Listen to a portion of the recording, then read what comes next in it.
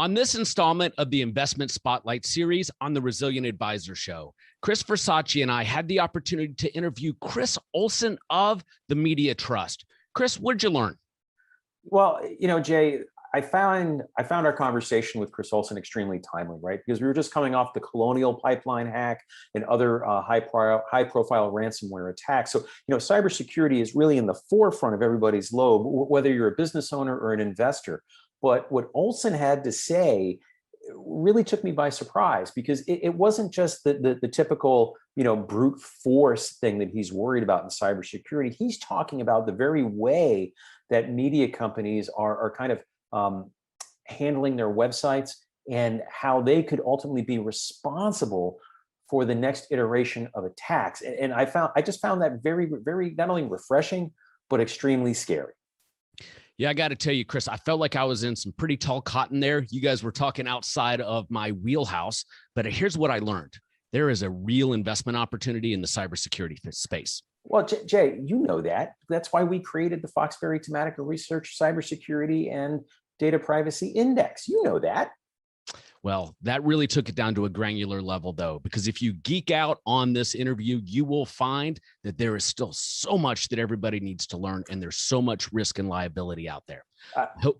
That's exactly why, Jay. I mean, think about it. We touched on it in the conversation, but with 5G and increasing data connectivity, the Internet of Things, there's going to be an explosion in the number of vulnerable points. And it just tells anybody who's paying attention here that cybersecurity, data privacy is one of the most unbelievable growth industries that we're going to face. I hope you guys enjoy this interview with Chris Olson of the Media Trust. Jay Coulter and Chris Versace do not own any interest in the companies that they interview at the time of the recording or 30 days after the initial release of the show. Thanks for tuning in to this episode of The Resilient Advisor. This is part of the Investment Spotlight series on the show. My name is Jay Coulter, and my partner in this series, as always, is Chris Versace, Chief Investment Officer at Tematica Research. For this installment, we're speaking with Chris Olson, the CEO of the Media Trust, a leading provider of security, transparency, and ad verification solutions to over 500 enterprise clients. Chris, thanks for joining us today. Thanks for having me. All right, here's how these interviews work. I tend to kick it off, and Chris is excellent at walking through a question set that really help go deep on this topic. But this particular episode's incredibly timely given everything that's going on.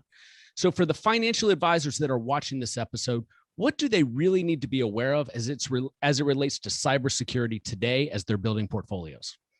Good luck with that, Olson. That is the biggest question out there.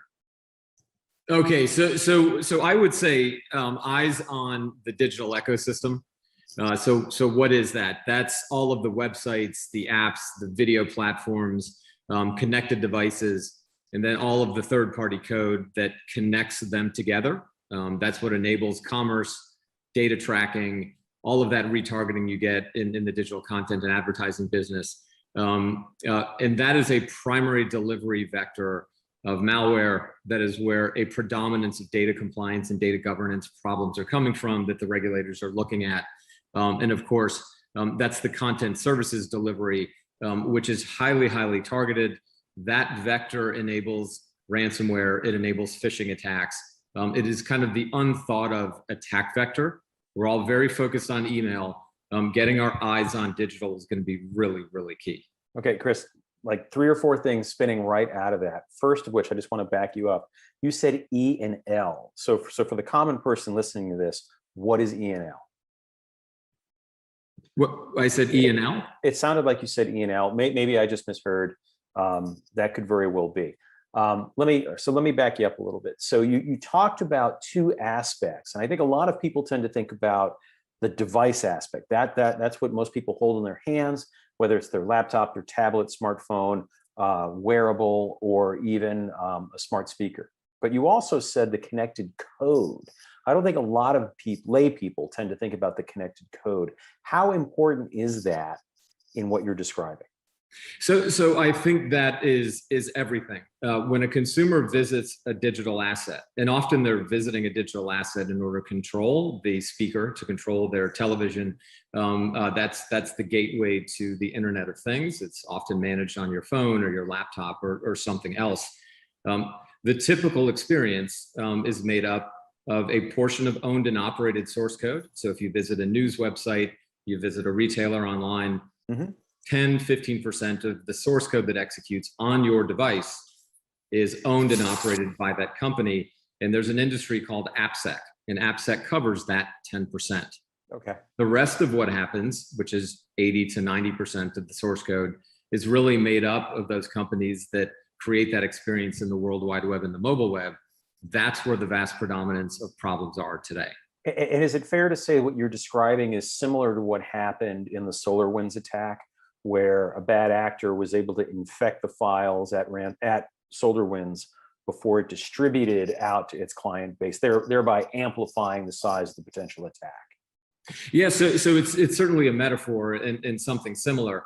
If there are 100 different companies rendering on a website that are able to touch your device, and those 100 companies are then also running on tens of thousands of other websites and applications, if you get one of those lines of code, it can be a very broadly distributed attack.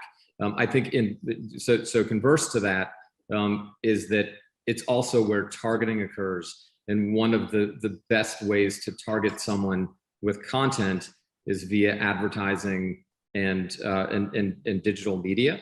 That is also true and makes it very appropriate to be leveraged by bad actors to target us with malware and other data collection mechanisms. So again, just to parse what you're saying a little bit, when you say advertising, I think a lot of people have, well, I would like to think people have become used to the phishing attacks that we see in our email, that kooky email address that it comes in from, which, you don't recognize. But there are other forms of advertising. Are there any predominant top 1, 2, 3 that the bad actors are particularly trying to leverage? And then also too, when you say digital media, I think in today's world, that might mean streaming video, that might mean podcasts. What else are you thinking about? Yeah, so the relationship between that digital ecosystem that we call advertising, and yes, that's display advertising, it's video, it's over-the-top streaming, it's the way that we consume our content today. Okay. It's also how we purchase today. So a digital asset like a website is just a big ad. The way that the source code is made up, or maybe an ad is just a miniature website, typically made up of lots and lots of third parties doing many interactions to enable targeting, to know you, to bring you back, to make purchases. So the source code that renders in that ad ecosystem is rendering everywhere that you go. And that's how it's learning you and how it's knowing you. And that's the same ecosystem that bad guys are leveraging to target you. And so that could be with any form of targeted content. So it's articles, it's content that is being recommended to you by other entities that render on websites and apps. And then it's the more traditional forms of advertising that we're all used to seeing. Okay, so let me just ask one other question on this, and then I want to move on a little bit. And the question is, Apple in particular is doing quite a bit right now with its latest iteration of iOS and gaining, I think, a lot of notoriety by preventing certain apps from tracking you or allowing you to say which apps you want to track you and collect your data. Does that help at all, or something like that help with what you just described? So it does. It limits the amount of third-party code that's coming through applications that would ultimately touch the device. Mm-hmm. I think there's a difference between controlling data and data collection, and then understanding everything that's coming through to render on the asset. There are also things called SDKs that run inside of the apps. Mm-hmm. So there's an app store. The app is going to identify itself as doing certain types of data collection. That data collection can be turned on and off with Apple's privacy selections and other privacy selections on other browsers on. So that's becoming fairly common. But it's that third, fourth, fifth party executions, which is where the real problems reside. That's where the ransomware attacks are coming from. That's where phishing is coming from. That's how source code is put onto our devices to enable all sorts of future attacks. Okay. So Chris, may I ask a follow-up question before you move on? As somebody who produces a lot of content, what type of liability or bad position am I putting my audience in by creating this content and putting it out, not just on iTunes, but it sits on YouTube, it gets repurposed on other platforms? Should there be liability considerations from my end as a producer? are you asking, Jay, if you're financially vulnerable? I think that's kind of what I'm asking. Chris? Oh, I thought that was geared to you, Chris. Sorry. No, That's a great question. I think today, the answer is very nuanced. So to keep it into some sound bites, I'll break it up into a couple of places. For data collection, the answer is yes. So if you're leveraging third parties to understand who's reading and seeing your content, and then leveraging that to find them again, that's basically what the World Wide Web and the mobile web are for, right? That's how we get all of our free content, and how big companies know you and bring you back to buy things from them without you maybe necessarily knowing that's what's happening. That is the predominant makeup, and that's the vast majority of the back end of the World Wide Web. Interestingly, from a security perspective, it is the part that is least thought of. So when you hear of a phishing attack, I think 99% of people in the cybersecurity industry think email, right? They've been trained to think email. If you hear ransomware, well, that must have come through an email and I clicked on something. Well, that click from the email landed you on a website. The website, you could have gotten there by advertising. You could have gotten there just going to any other website that had a link to content, and it follows through that entire digital ecosystem. Data collection in that space has certain requirements now, starting with GDPR. There's CCPA. There's requirements that are starting to be built into what you're allowed to do with the consumer, typically around consent. Now, the good thing for you is that consumers have no idea what they're consenting to. It's really not helping, right? So we haven't seen, if anything, we're seeing more malware, more security issues as GDPR is rolled out. I don't think there's any correlation, but there is also no correlation of giving consumers the ability to opt out and a reduction in loss of data. So you must comply. That is important, and you are certainly at risk from that perspective. So there's a data compliance layer where you could have trouble. The second layer is a place where there really aren't rules, but the world is changing. So it is not illegal for you to be the purveyor of malware onto my device from a third party. There aren't laws about that today. There aren't requirements. Now, if you were responsible for infecting millions of people, there might be a class action lawsuit if they were able to identify and find some form of proof that it was your content that brought the third party, that brought the fourth party, that ransomed someone, right? That for Jay, that would be a very good problem to have. So yes, right. So these are good problems, but the bigger you become as an entity, the more important that question is. Right. Now, there is a piece that ties into this, and that's digital responsibility and media responsibility. And as you would expect, in digital, media leads this push. So that, by the way, that's how media has gotten their source code onto everyone's websites, by leading. So digital media is leading towards digital responsibility. Very large brands and advertisers and their agency counterparts are starting to enforce responsibility into this content ecosystem. And so what that means is that the digital experience used to be about suitability for their brand. Is this place where my ad is going to go, where my content is going to be, where I'm going to be mentioned or speaking? Is that suitable to me? And that falls into line with what CISOs and general counsels are trained, which is protect the castle. So they were thinking, Nike was thinking about Nike, Procter & Gamble was thinking about Procter & Gamble. Today, they've really started to modify that, and they're enforcing this idea of a responsible digital experience for the consumer. So in addition to being kind of suitable for my brand, you now must be responsible to all of the consumers that might buy my product. That concept is a big deal. It's really important in sort of the advertising and content ecosystem, but that idea is also very important for cleaning up the whole digital ecosystem. It's actually really good news for all of us. How do you enforce that? You have to watch, right? So I think that there's two big things that are happening that are in society. One is ransomware, and that is usurped content for the time being. So ransomware is hot. Ransomware is delivered via email. Ransomware is delivered via third-party code and digital, right? Those are the two primary vectors. Email is the one everyone thinks about. As we kind of move forward to a universe where we need to understand how ransomware occurs, not it happened to me, now what do I do? Left a breach versus right a breach. The idea of watching third-party code is going to become increasingly important. And I think that's an investment theme. Who is paying attention to the digital ecosystem in the relationships between where consumers and employees of companies, I think more importantly for phishing, where they're going and what they're exposed to, and how does that result in an attack? So that's a big piece of this. The second part is really around how content, and so how content is served and then how it is targeted.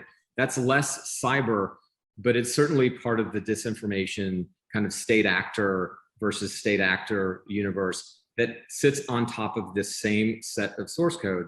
The same targeting capability is used to put disinformation in front of an American voter as it is to put malware on a head of operations at a large pipeline company.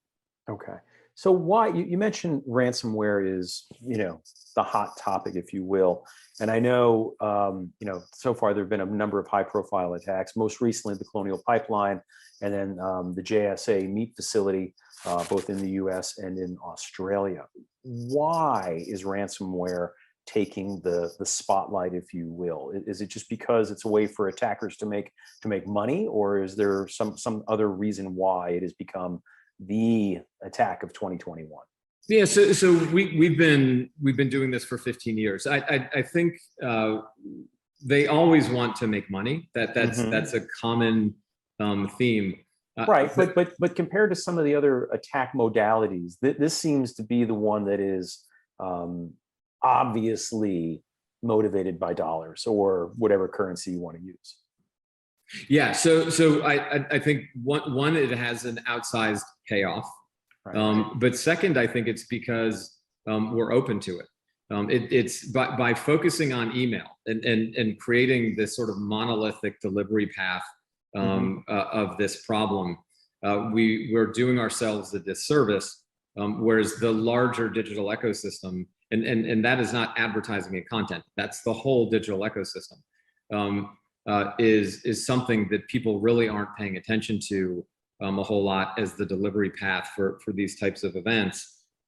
It's available, so it's easy. It's easy and it's profitable. So, okay, so I want to just understand this a little bit, because if you look at it from the outside, company X is the victim of ransomware. Hey, we can, shut you down, bring your business to a grinding halt. If you want to avoid this, pay us X in a certain time frame, Bitcoin, Ripple, whatever.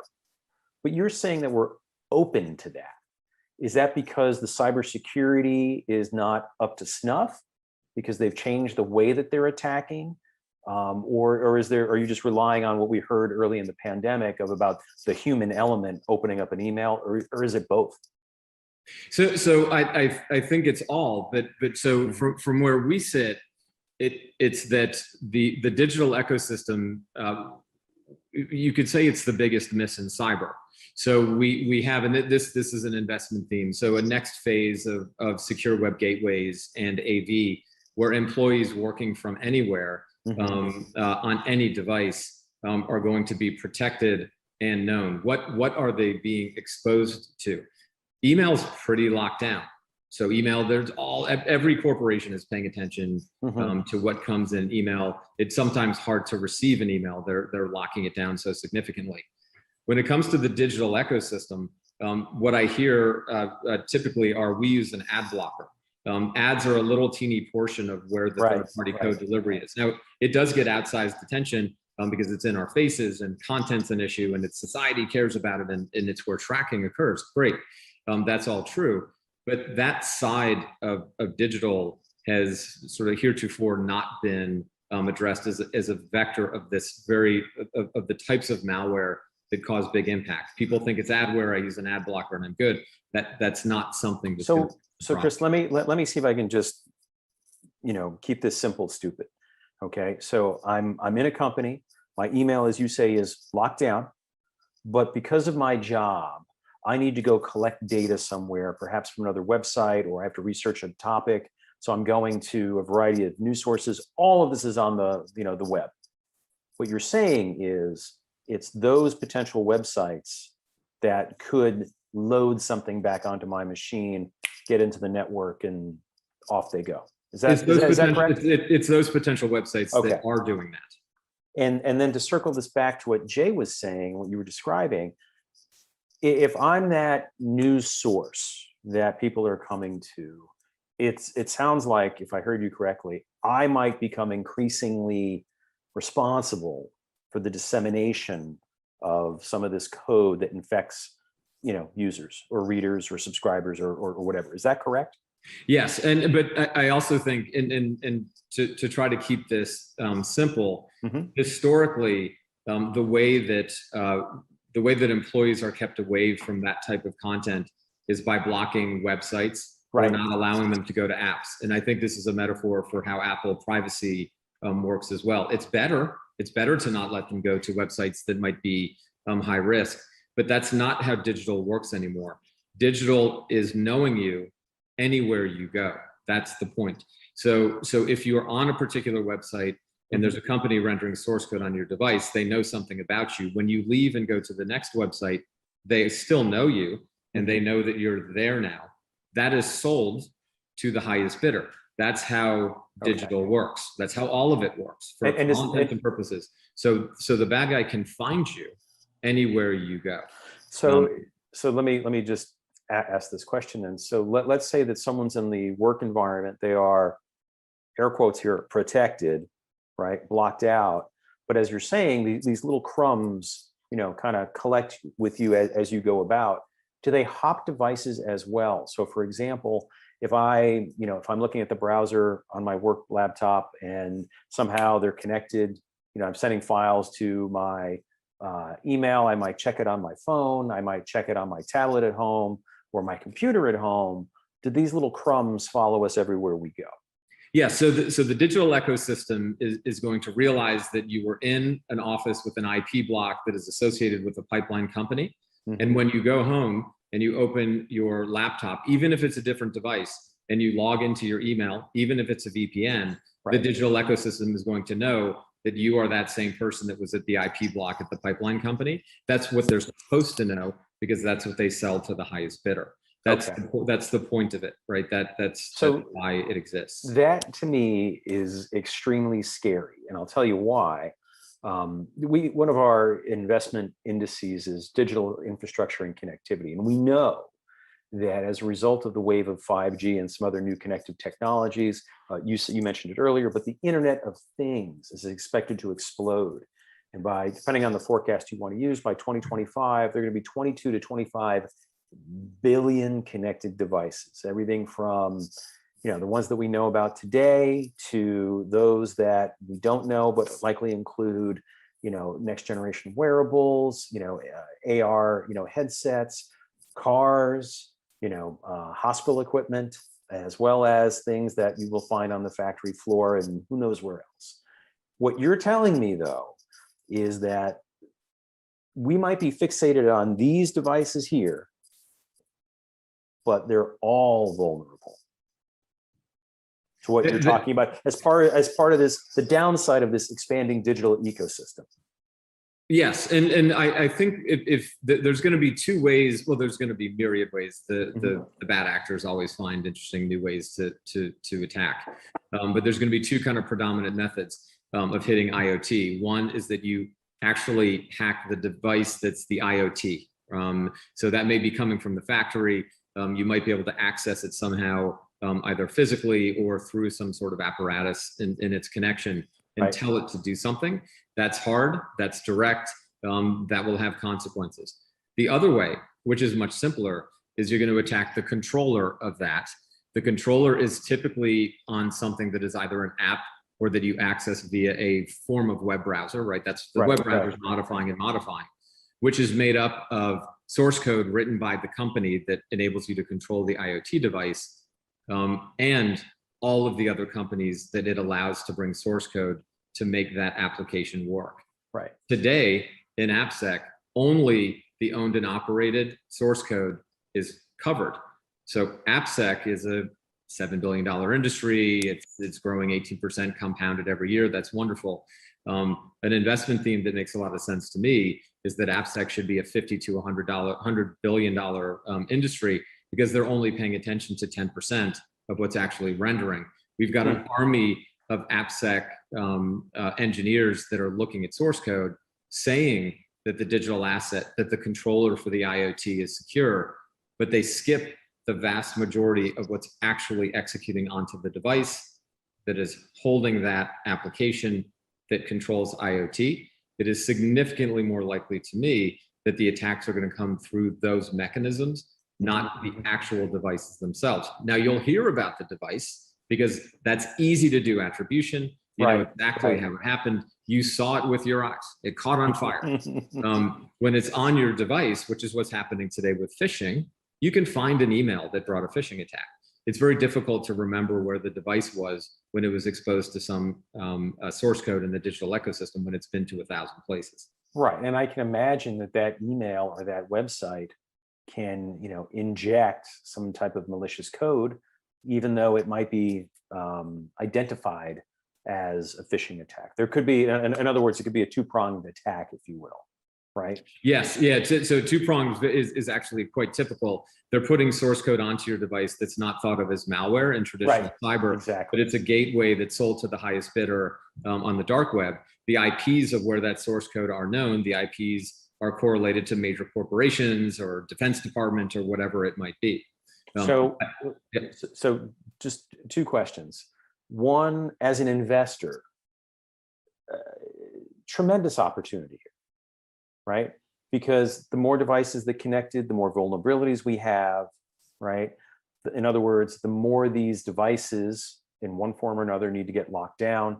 And in some cases, if I'm hearing you right, there's multiple facets that need to be considered. This is also a evolving landscape. Again, attackers continue to get smarter, continue to change their plans and how they attack. So far, so good, right? So far. So huge opportunity, which explains why, you guys are focused on cybersecurity. Here's the other side. How in God's name do you sleep at night knowing that such vulnerabilities are either out there today or will be increasingly so in the future? So we don't sleep a lot. It's the 24/7, 365 attack vector. That's for sure. I think it's hope for the future, right? So the world has come to this. We have a much smarter set of consumers. There are regulations that, though they're geared towards maybe in many ways a mistaken concept of what compliance should be, giving the consumer the choice to not have certain things track you, but not resulting in better data retention or less malware. It's good, right? That it's happening. But what it is doing for sure is forcing people's eyes into the space, right? So we're gaining something there. I also think that as you would expect it to happen, inevitably the cost of compliance and security starts to weed out many of the smaller actors that can sort of take advantage of or close their eyes to really bad things that are happening. So digital ecosystem security is on the rise. There's two things that are happening sort of at the highest level that are hopeful. One is that there is more attention being paid to digital as a delivery vector of bad things, right? So that's good. It's not just email anymore, right? It's not just someone hacking into, through my firewall. There's another attack vector, and as that gets better understood, there'll be fewer issues.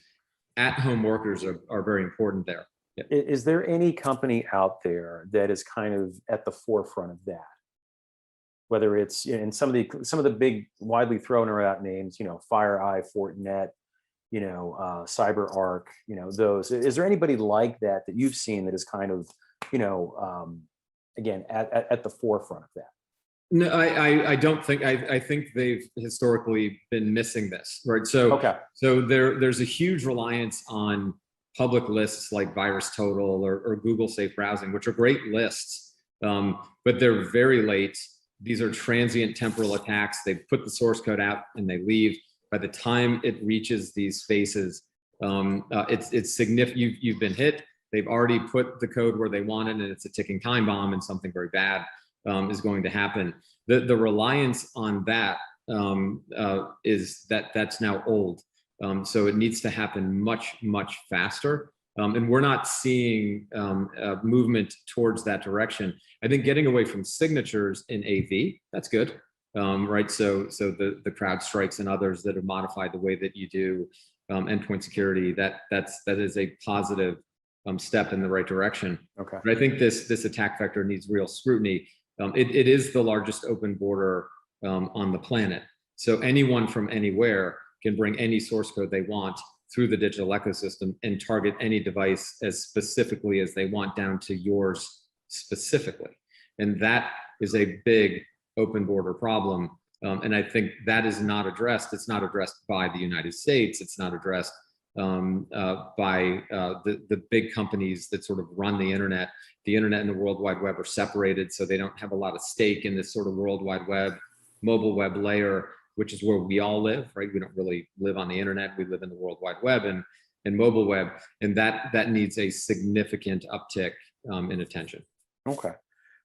And then my other question is, how does your company fit into all that we're talking about? Is this the area that you're focused in on, or is there another area that you guys are trying to capitalize and plant your flag? Yeah, no. So we make digital content safe at the highest level. That's our core mission and vision. Our core products are security, so it is detecting malware delivery in digital, and then data compliance. Data compliance, not in giving you a checkbox. Do you offer these 5 or 6 types of ways of making sure that the consumer is okay, but at a very literal source code level, the interactions of everything that happen on your digital asset, and then enabling companies to govern the digital asset as they would a physical store, a meaningful place that they allow their customers to do business in, right? It's sort of a different mindset than has been there historically.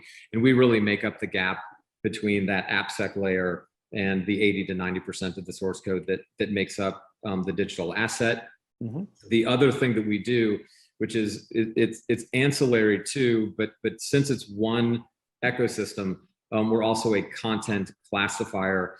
So we're finding weapons, and we're finding weapons advertising or weapons content or adult things that you wouldn't want to put in front of children, okay, or could be bad for your reputation if you're putting that in front of people. That idea falls into this responsibility concept. Our clients are they're large travel companies and e-commerce companies, big media publishers, the large ad tech and digital marketing providers. They really all kind of believe that by managing your digital assets and understanding what you deliver out, you're going to have a much better experience for your consumers. You're going to keep them safe, but then in addition, you're going to perform a lot better because you control the relationship with your customer, rather than allowing a lot of third and fourth parties to come in, really own the relationship for you. But then of course sell access to your customers to the highest bidder, which is core to digital, right? So that's what we think about all day. And it's fair to say that given everything that's going on, that your business is, I don't want to put words in your mouth, but booming? There is strong demand for services, yes. Okay. So that's where we see significant hope, is that the industries around this are starting to understand more and more that you can't wrap up a point solution that's going to help you fix a little JavaScript problem and then close your eyes and go away. Simply blocking an issue. The bad guys see it, they can get around it fairly quickly. and it just keeps moving. So we're a much more disciplined, holistic approach to understanding digital assets. Okay, and it sounds like you're actually using the word correctly. What I mean by that is we hear a lot about cybersecurity, but I think a lot of it is really cyber defense, reaction, right, to an attack. Whereas it sounds like you guys are actually helping secure the digital asset to ward off any potential attacks. Yeah, so we are, and this might surprise you, but in almost every major corporation in America or around the world, there is no one in charge of the digital assets. So marketing, that doesn't surprise me at all. So marketing has their hand in it. Obviously, site operations and digital operations, revenue, they all own little pieces of it, which means there isn't anyone in charge of that whole thing. Right. It's now falling on CISOs to produce some form of rigor around what's happening there. Hang on. Sorry. CISOs? CISOs, Chief Information Security Officers. Jay, did you know that? I did not. I do now. Okay, there we go. Yeah. So it's kind of curious to me on that, because we know that cybersecurity is reportedly bubbling up to the board level, right? It's that important. It would seem to me that at some point they would appoint someone in the organization with a formal responsibility for overseeing this, whether it's the chief technology officer, the chief cybersecurity officer, or pick four letters and we can talk about it later. Yeah. So here's the problem and why digital is still such an awesome attack vector for bad guys. Yeah. General counsels and chief security officers are trained to protect what? The company. They aren't looking elsewhere. We as consumers are visiting their digital asset, and it is the third, fourth, fifth parties that gain access to us from their digital asset that cause us the problem. This goes to the Experian issue, and that Experian announced they had a breach. They didn't have a breach. You did. I did. Unless you understand how digital works and you think about it the way how we're all interrelated and we're all impacted, most of the issues that are happening in digital don't impact the company. A ransomware issue on a pipeline certainly does. Right. It is an externality that we have gas lines, right? And people fighting. That's an externality. We were impacted. They did have a breach. But most of the financials, most of the things that hit a consumer, if I were hit with a ransomware attack, the company I visited did not have a breach. I did. General counsels are designed to protect, and they should be. It's good that there's people that do this to protect the company. So are security officers and the security practitioners. AppSec is about protecting the company from bad source code that they wrote themselves, right? That's an interesting phenomenon. And it was really smart 20 years ago. In digital, that's not what happens. In digital, it's mostly third party, fourth, fifth, sixth party, and it is attacking the visitor. And so I think, and that is not ads, that's not content, that's every retail site you can visit, that's everything and everywhere you go. It's controlling devices that make all of that IoT work. And until that gets under control, there's a big problem. And that's where this stuff is coming from, right?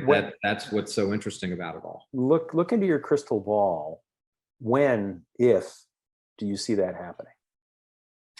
Oh, I think it's just starting, right? So you're going to see more regulations that produce more data compliance rigor. That doesn't fix the problem. All that does is mean you got 7 checkboxes, you got 6 out of 7. We're pretty good. Next year, you're doing what you can. Right. Yeah. Right. So good for you. The regulators are now getting paid. The lawyers are getting paid, and that's at least a step in the right direction. Because usually, once they're eating, once they're good, we can then move on to actually fixing the problems.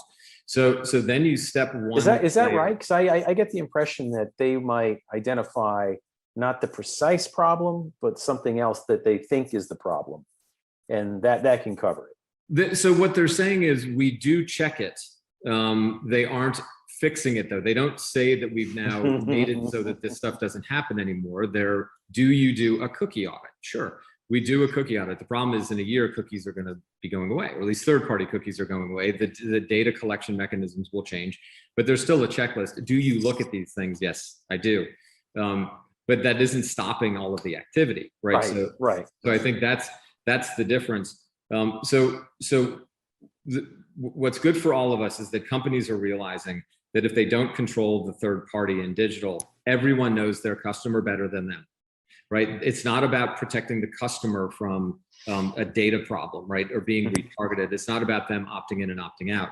It's about letting everyone into that experience. So the biggest kind of walled gardens in the world, think your Walmarts and a growing Roku type of company, or Disney with their Disney Plus and Hulu assets, Samsung Corporation, right? And then of course the Facebooks and Googles and Amazon's more traditional, always digital companies. They're really starting from first of all, they can afford to make sure that the consumer's prioritized and that they can control the relationship with the consumer. They can do it themselves. That's great. They're aware of this, and they're protecting their relationship with the customer by not allowing an infinite amount of third-party tracking. Good. So as that concept starts to move throughout digital, you will see this get more and more under control. But the crystal ball would say that is years and years from now. There is no process today, nor are there people responsible for even having a process to manage the digital asset. Instead, there's a whole bunch of companies that write a point solution. They get 10 logos, they visit RSA twice, and they sell for 50 million. It goes into a large cybersecurity company and vanishes into thin air because the bad guys have gotten around it. The rigor of knowing your digital asset, like your physical stores, like your manufacturing facilities, that's not here. It's doable, but they're just not doing it. It's not a thing that happens. Not until there's some pain point that motivates them to do it. Well, I think eyes on digital, right? So if you're looking at email as the primary phishing vector and you don't look at digital as a primary phishing vector, phishing or ransomware vector, then digital is just going to keep serving ransomware. It's just not complicated. So if you put eyes on digital and you really start to take apart that ecosystem, that's the back of every website and app on the planet, right? So all I'm hearing is, at least in the near term, what we've seen thus far in 2021 and the back end really of 2020 of an uptick in attacks. There's no reason to think it's going to slow down anytime soon. No, and I don't think there's a lot of good reason to think that targeted, whether you call it information or just messaging, that targeted information or messaging is going to reduce. And as we get closer to a national cycle in politics next year, I don't think that's gone either. That's your metaphor. So if you see that vanish, that there's no more targeting of weird information to people and causing people to get angry with each other and have a tough time at the dinner table, then there's probably less malware in digital. Wait, but if that's not solved, the malware's not solved. And you're talking about something other than the utter destruction and implosion of Facebook, right?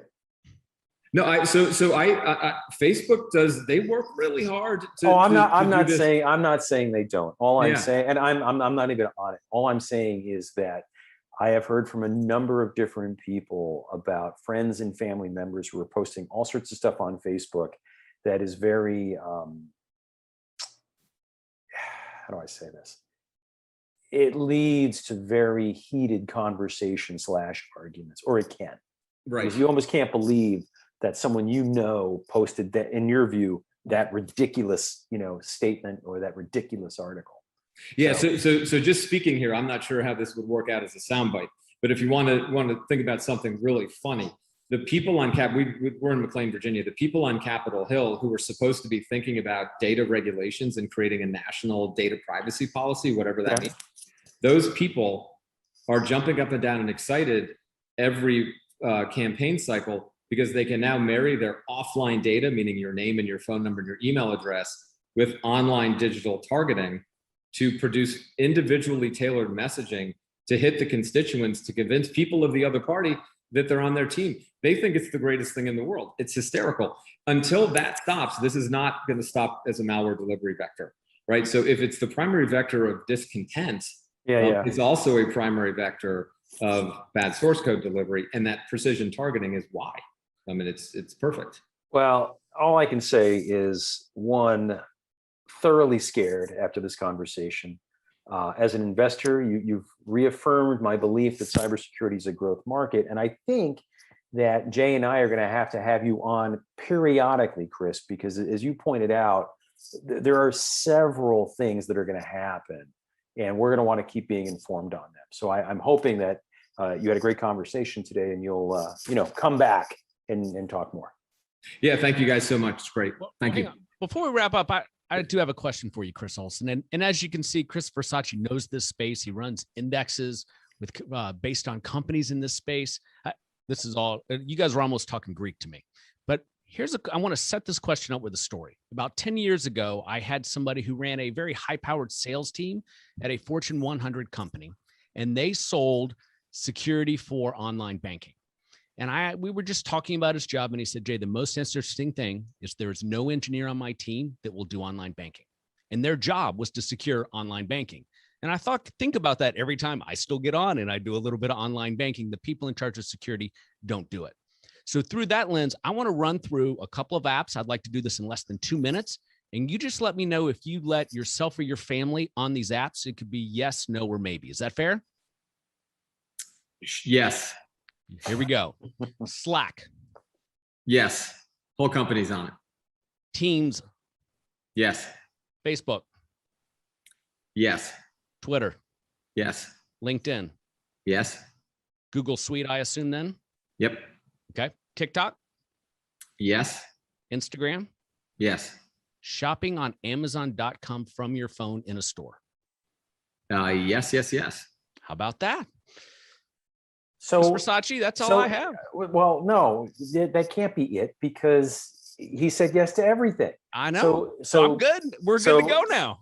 So Chris Olson, you have to give us one no before we let you out of here. Well, so let me bring it back to and there are age limits in my house for what you're allowed to access, for sure, right? So depending on which child we're talking about, or me, but I think what I said earlier, and that it doesn't matter where you are. Mm-hmm. They know you and they're following you wherever you go. That's a key thing to remember. So this idea that you're going to stand up a WAF or a secure web gateway and say, my employees are allowed to go to these 5 websites, but not these 5. It just doesn't matter. It doesn't work. That's not the point. You are known where you go based on where you've been, and that's cross-device. And so it really isn't about being on any of those individual assets. It's about how well they know you and what you carry with you as you move around. The easiest way to think about it, you've gone to a retail site, you've left the retail site, and within 30 seconds, every single ad around you is that retail site. And if you look at the top 10 articles on the news site that you're visiting, the 7th one, oddly, is a JD Power write-up about how awesome the car is. Not of the retail site that you went to, but of the car dealership you were sitting in when you were looking at the retail site. And you went, this is so weird. I'm seeing this article. That's how it works. And that's why it's so good, right? For bad things. That's why it's so good to target malware, for all of those purposes. So we play in, to be fair to how I would answer these questions, we play in that space. You're mentioning customers of mine. And I think it's really important to know that most of the biggest players, whether it's sort of marketing ad tech, so if you think your trade desks and your Adobes, these are winners in these spaces. I mean, they're amazing companies. They work their asses off to keep the consumer okay. They really do. It isn't them that I'm so worried about. It's the thousands and thousands of big retailers that don't know they're digital yet. It's the big industrial companies that are enabling consumers to do different things and maybe buy direct because suddenly they're digital and they don't have to go through all of these channel partners. It's the channel partners that don't think they have a real company because all they are is a pass-through channel, but really what they are is something that's touching something that's industrial. It is those components and how it all works together that gets really scary. Those bigger players, right? The Walmarts and the Amazon, the Trade Desks and Adobes, they're working really hard. They're in front of most of the entities that should also be worried about this, right? And I think that's actually true. Most people would think it's the opposite. They're tracking me, they're responsible for everything. Sure, they're pretty responsible for knowing us and enabling others to know us. That's true. But they're also looking harder than almost anyone at the bad things that can happen and trying to fix it. So I think they're leading in digital responsibility. I think the big market from an investment perspective, they matter for sure. That's a big, really super important market to make the digital ecosystem better. But it's bringing everybody else up to speed in understanding how digital works and really locking down their digital asset so that we're all protected from them. Excellent. Chris, listen, we really appreciate you coming on the show. I learned a lot, like I always do. And Chris Versace, you did a great job. Thanks, guys. Thanks.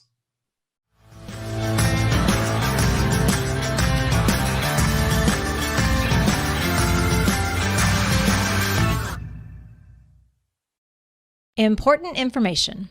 The information provided is for educational and informational purposes only and does not constitute investment advice, and it should not be relied on as such. It should not be considered a solicitation to buy or an offer to sell a security, and you should consult your attorney or tax advisor. All information has been obtained from sources believed to be reliable, but its accuracy is not guaranteed. There is no representation or warranty as to the current accuracy, reliability, or completeness of, nor liability for, decisions based on such information, and it should not be relied on as such.